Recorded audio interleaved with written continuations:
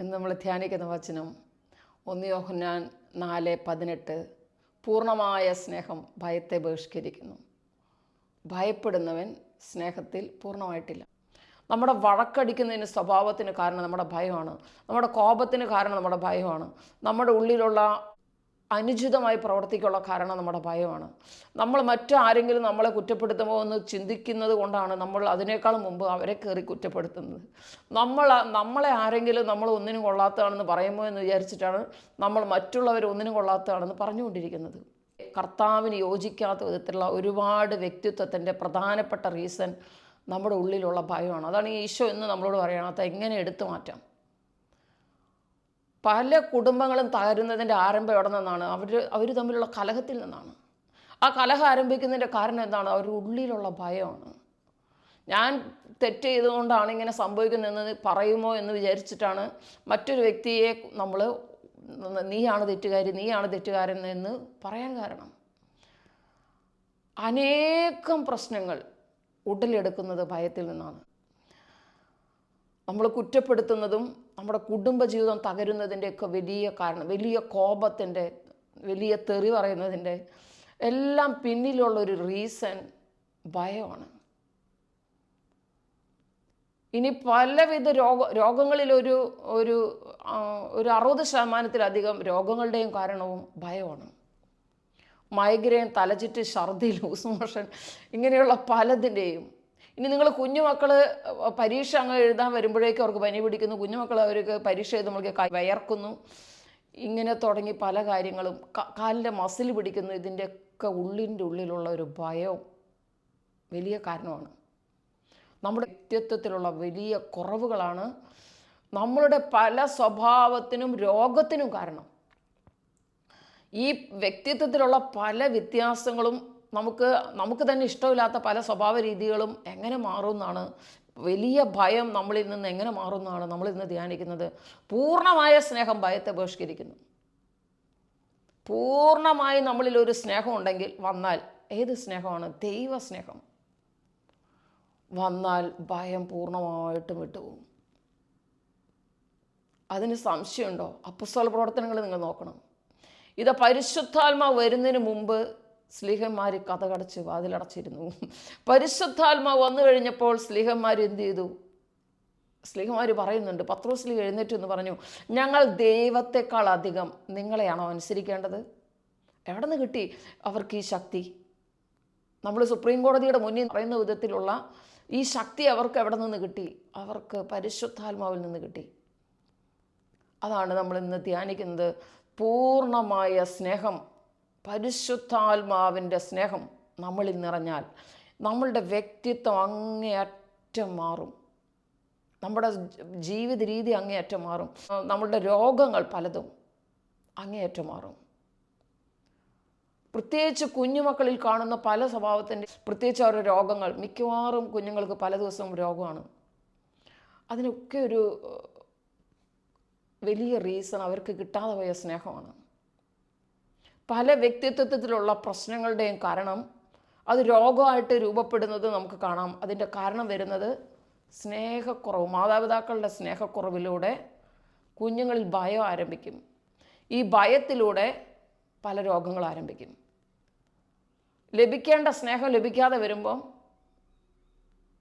ആ ഒരു വ്യക്തിത്വത്തിൽ വളരെ കുറവുകൾ വരും. നിങ്ങൾ ഏത് കുഞ്ഞുങ്ങളെ വേണമെങ്കിൽ നോക്കിക്കോ, വല്ലാതെ ആന്തരിക മുറിവേറ്റ് ജനിച്ചിട്ടുള്ള കുഞ്ഞുങ്ങൾ, ജനിക്കുമ്പോൾ തന്നെ ഒരു ആന്തരിക മുറിവേറ്റ് ഉപേക്ഷിക്കപ്പെടുന്ന അവസ്ഥ, അല്ലെങ്കിൽ ഈ കുഞ്ഞ് വേണ്ടായിരുന്നു എന്ന് ചിന്തിച്ച് ആ കുഞ്ഞ് രൂപം കൊള്ളുന്ന അവസ്ഥ, അല്ലെങ്കിൽ ആ കുഞ്ഞുണ്ടായി ആ കുഞ്ഞിന് അനുഭവിക്കേണ്ടി വന്ന ഭീകരമായ ഭയങ്ങൾ, അതെല്ലാം കുഞ്ഞുങ്ങൾ കുറച്ച് നാൾ കഴിയുമ്പോൾ നിങ്ങൾ നോക്കണം, ആ കുഞ്ഞുങ്ങളിൽ എന്തെങ്കിലും ഒരു രോഗം പിടിപെടും.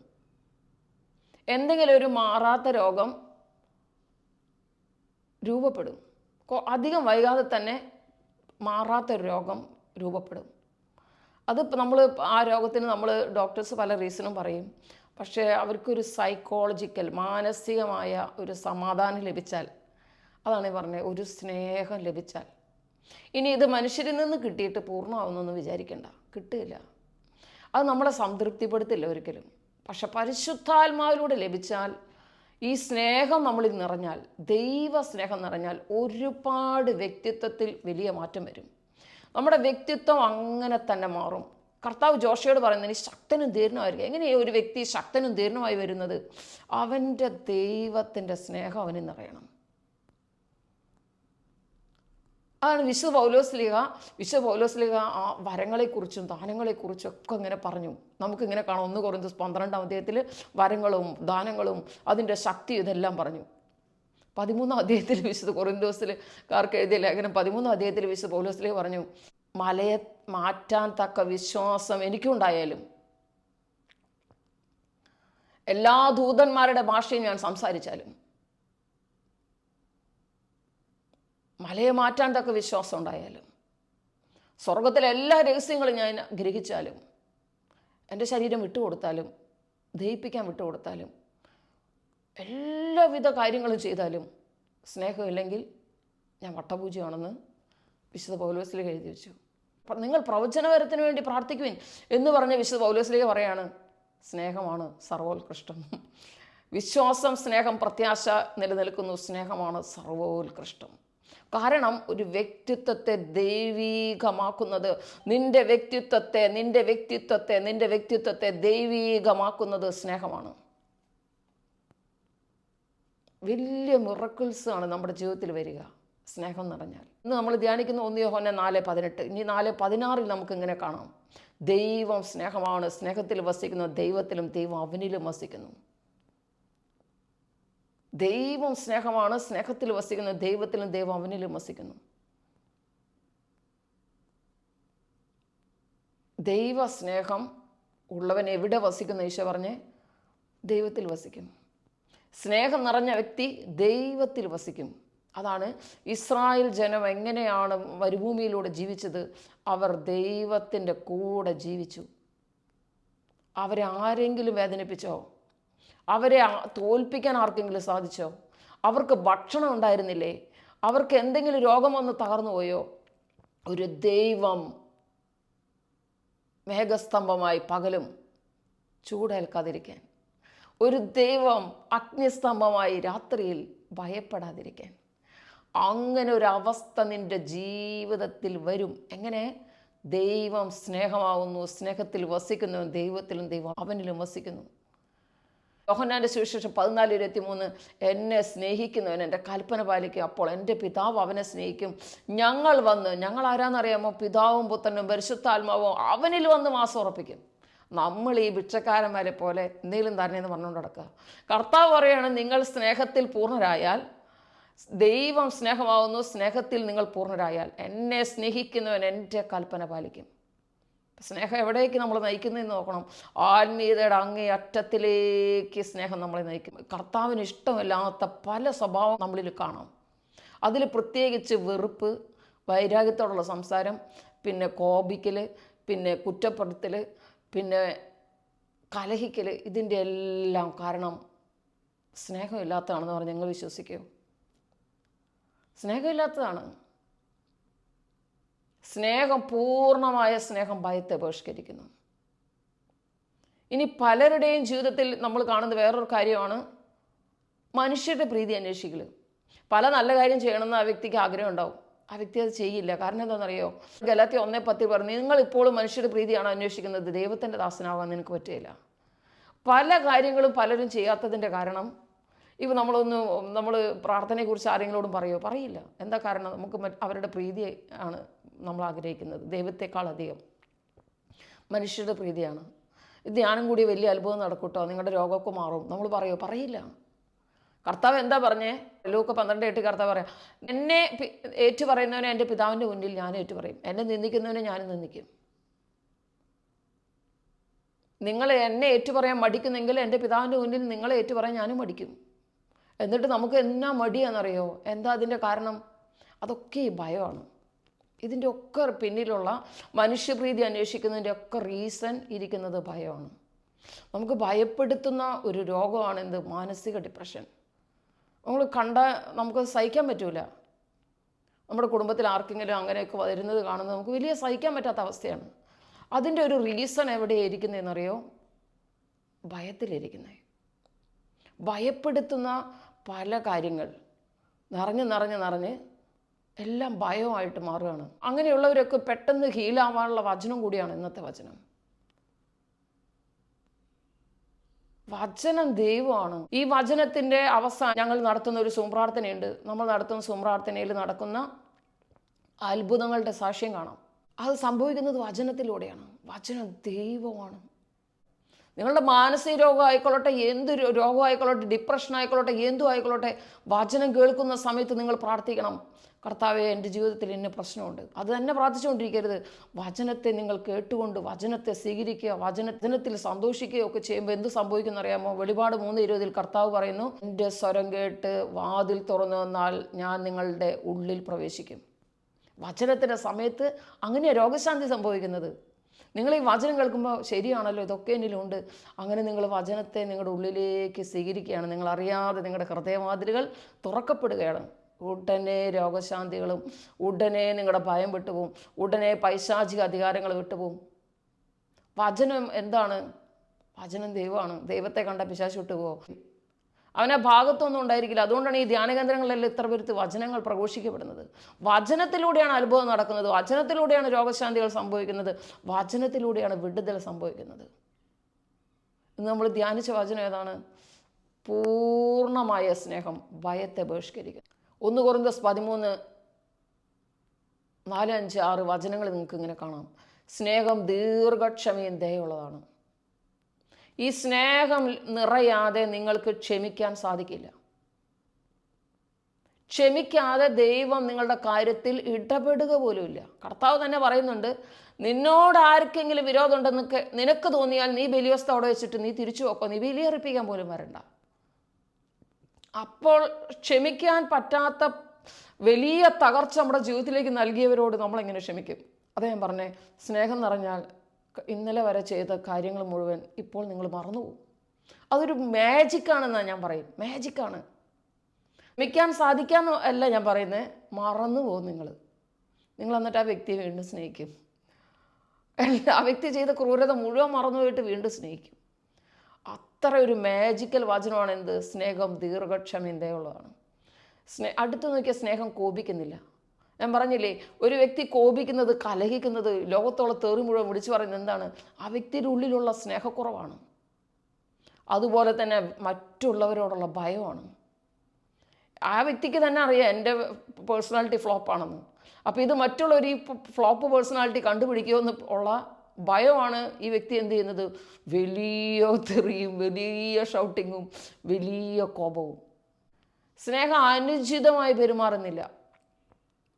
നമ്മൾ ഒരു വാക്ക് പറഞ്ഞതിന് ബാക്ക് ആൻസർ പറയാൻ പോണത് എന്താ? അല്ലെങ്കിൽ 2 വാക്ക് പറഞ്ഞില്ലെങ്കിൽ എനിക്കൊരു സമാധാനമില്ല. എന്താ അതിൻ്റെ കാരണം? കർത്താവ് പറയാം, മത്തായിയുടെ സുവിശേഷം 25:40, ഈ സഹോദരനോട് നീ ചെയ്തപ്പോഴെല്ലാം എനിക്ക് തന്നെയാണ് ചെയ്തത്. സീരിയസ് ആയിട്ട് എടുക്കണം. നമ്മൾ ചെറിയ കുറ്റപ്പെടുത്തലുകളും നിന്ദിക്കലും നമ്മുടെ ഇന്ന് വരുന്ന ദുഷ്ട സ്വഭാവങ്ങളും നമ്മുടെ ബാക്ക് ആൻസറും ബാഡ് വേർഡ് വിളിക്കലും എല്ലാം പരിശുദ്ധാത്മാവിൻ്റെ സാന്നിധ്യം നമ്മൾ ഇന്ന് എടുത്തു കളയുന്ന എഫെസോസ് 4:30 പറയുന്നുണ്ട്. രക്ഷയുടെ ദിനത്തിനു വേണ്ടി മുദ്രിതമാക്കിയ കർത്താവിൻ്റെ പരിശുദ്ധാത്മാവിനെ വേദനിപ്പിക്കരുത്. ചെറിയ അനേകം കുറവുകൾ, നമ്മുടെ വ്യാജം പറയുന്ന സ്വഭാവം, അധരങ്ങളിൽ നിന്ന് തിന്മകൾ പുറപ്പെടരുത്. 4 നമ്മൾ 25 വാക്യങ്ങൾ നിങ്ങൾ ഇങ്ങനെ നോക്കിയാൽ ഇങ്ങനെ കാണാൻ പറ്റും. എന്താണ്? നിങ്ങളുടെ അധരങ്ങളിൽ നിന്ന് വ്യാജം പുറപ്പെടരുത്, നിങ്ങൾ കോപിക്കരുത്, നിങ്ങളുടെ അധരങ്ങളിൽ നിന്ന് തിന്മയുടെ വാക്കുകൾ പുറപ്പെടരുത്, നിങ്ങൾ ക്രോധം അമർഷം എല്ലാം നിങ്ങൾ ഇന്ന് ഒഴിവാക്കുവിൻ. എന്നിട്ട് ഈശോ പറയുകയാണ് 4:30 നിങ്ങൾക്ക് ഇങ്ങനെ കാണാം, രക്ഷയുടെ ദിനത്തിന് വേണ്ടി മുദ്രിതമാക്കിയ പരിശുദ്ധാത്മാവിനെ വേദനിപ്പിക്കരുത്. എന്താ അതിൻ്റെ കാരണം എന്നറിയോ? നമ്മൾ ചെറിയ കുറവുകളിലൂടെ ചെറിയ കുറ്റപ്പെടുത്തലും കോപിക്കലും ബാക്ക് ആൻസർ പറയലും അങ്ങനെയൊക്കെയുള്ള ചെറിയ നമ്മുടെ സ്വഭാവത്തിലൂടെ എന്ത് സംഭവിക്കുന്നറിയോ? പരിശുദ്ധാത്മാവ് നമ്മളെ വിട്ടുപോകും.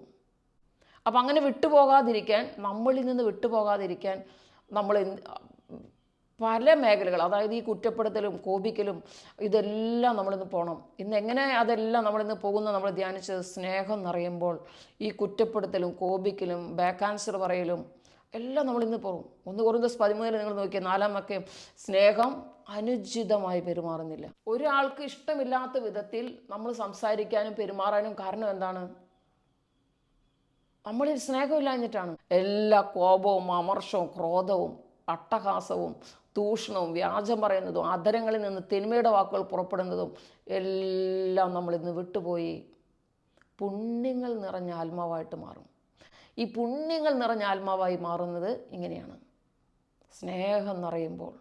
അതാണ് ഈശോ പറഞ്ഞ്, ദൈവം സ്നേഹമാണ്, സ്നേഹത്തിൽ വസിക്കുന്ന ദൈവത്തിലും ദൈവം അവനിലും വസിക്കും. ദൈവത്തിൻ്റെ 2 ഡെഫിനേഷനാണ്. ഒന്ന്, ദൈവം സ്നേഹമാണ്. 2, ദൈവം പരിശുദ്ധനാണ്. ഈ കാര്യത്തിൽ ഒരു എക്സ്ക്യൂസ് അടിക്കാമെന്ന് ആരും വിചാരിക്കരുത്. ഒരു എക്സ്ക്യൂസ് അടിച്ചിട്ടും ആത്മീയതയിലേക്ക് പ്രവേശിക്കാൻ നമുക്ക് സാധിക്കില്ല. ഒന്നാമത്തെ കാര്യം, നമ്മളിൽ അതിവിശുദ്ധി വേണം. രണ്ടാമത്തെ കാര്യം, അതിരറ്റ സ്നേഹം നമ്മളിൽ വേണം. സ്നേഹമില്ലെങ്കിൽ നമ്മളിൽ നിന്ന് പല കുശുമ്പും അസൂയയും കലഹവും ഭിന്നതയും എല്ലാം പുറത്തേക്ക് വരും. സ്നേഹം അഹങ്കരിക്കുന്നില്ല. ഈ ആത്മീയതയിൽ നമ്മൾ വിറയ്ക്കുന്ന ഒരു കാര്യമുണ്ട്. എന്താണെന്നറിയോ? ആത്മീയതയിൽ അഹങ്കാരം വന്ന ഒട്ടനെ താഴെ വരും.